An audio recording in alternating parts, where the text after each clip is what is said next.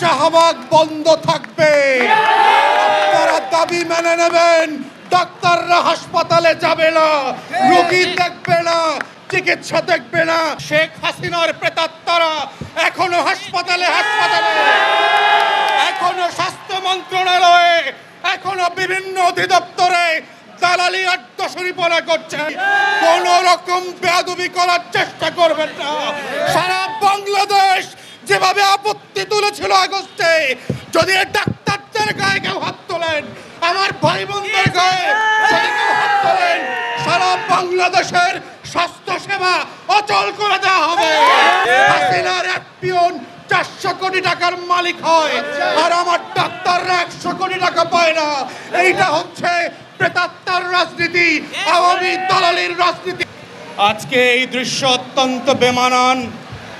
যেই বৈষম্যের বিরুদ্ধে লড়াই করে বাংলাদেশ গত 16 বছর পরে এই দেশটাকে স্বাধীন করেছে, সেই বৈষম্যহীন বাংলাদেশ গড়বার জন্য যেই সকল ডাক্তারদের আজকে হাসপাতালে থাকার কথা ছিল, যেই সকল ডাক্তার ভাই বোনদেরকে আজকে এরিতে চিকিৎসা দেওয়ার কথা ছিল, তাদেরকে অন্তর্বর্তীকালীন সরকার রাস্তায় এসে শীতের দুপুরের ভিতরে শাহবাগের মোড় ব্লক করতে বাধ্য করবার মধ্য দিয়ে প্রমাণ করেছে শেখ হাসিনার প্রেতাত্মারা এখনো হাসপাতালে এখনো স্বাস্থ্য মন্ত্রণালয়ে, এখনো বিভিন্ন অধিদপ্তরে দালালি আড্ডাসরিপনা করছে। যেই সকল পুলিশের এপিসি এখানে আছে, সাবধান করে দিচ্ছি, আমরা জুলাই ভুলে যাই নাই, আমরা আগস্ট ভুলে যাই নাই। কোন রকম বেয়াদবি করার চেষ্টা করবেন না। সারা বাংলাদেশ যেভাবে আপত্তি তুলেছিল আগস্টে, যদি ডাক্তারদের গায়ে কেউ হাত তোলেন, আমার ভাই বোনদের গায়ে যদি কেউ হাত তোলেন, সারা বাংলাদেশের স্বাস্থ্য সেবা অচল করে দেওয়া হবে। আমরা দেখেছি বাংলাদেশের স্বাস্থ্য খাতে সারা দুনিয়ার যে স্ট্যান্ডার্ড মেনে জিডিপির 5% বরাদ্দ দেওয়ার কথা ছিল, আমরা বছরের পরে বছর ধরে দাবি করে আন্দোলন করেছি, রাজনৈতিক জায়গা থেকে বলেছি যে নাগরিক সুবিধার জায়গা থেকে ন্যূনতম 5% বরাদ্দ দেওয়া হোক। কিন্তু আমরা দেখেছি লুটপাটের স্বর্গরাজ্য করা হয়েছে। কুইক রেন্টালের নামে হাজার হাজার কোটি টাকা লুটপাট করা হয়েছে। ডিজিটাল বাংলাদেশ করবার নামে শেখ হাসিনার প্রত্যেকটা লেসপেন্সার চাকর বাকররা শত শত কোটি টাকার মালিক হয়েছে। হাসিনার এক পিয়ন 400 কোটি টাকার মালিক হয়, আর আমার ডাক্তাররা 100 কোটি টাকা পায় না। এইটা হচ্ছে প্রেতাত্মার রাজনীতি, আওয়ামী দালালির রাজনীতি।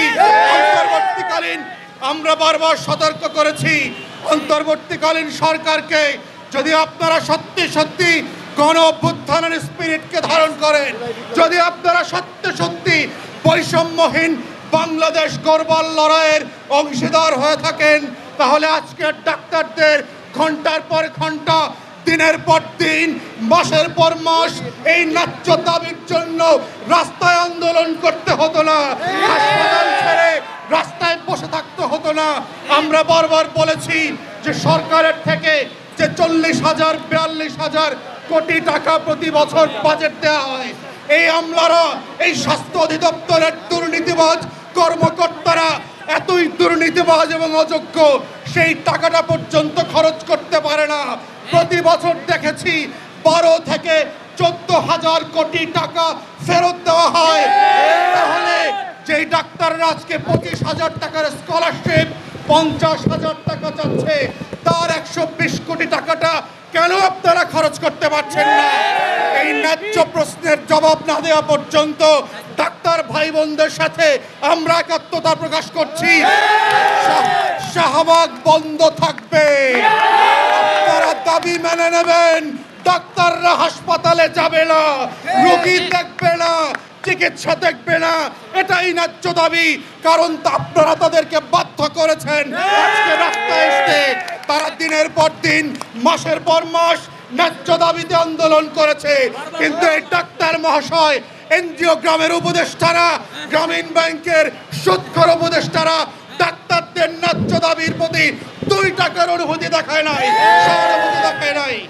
প্রিয় ভাই বোনেরা, আমাদের বক্তব্য খুব পরিষ্কার। বাংলাদেশ রাষ্ট্র ব্যবস্থাকে আমরা যারা লড়াই করে নতুন বন্দোবস্তের জন্য দাবি তুলেছিলাম, আমরা যখন লড়াই করে বলেছিলাম এই রাষ্ট্রটাকে আবার নতুন করে সংস্কার করতে হবে, পরিবর্তন করতে হবে, সেটা কিসের ভিত্তিতে হবে?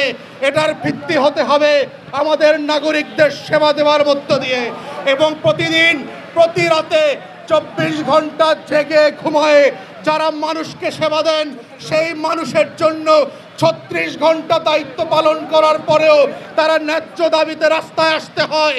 এটা অন্তর্বর্তীকালীন সরকারের জন্য অত্যন্ত লজ্জার এবং আমাদের জন্য লজ্জার।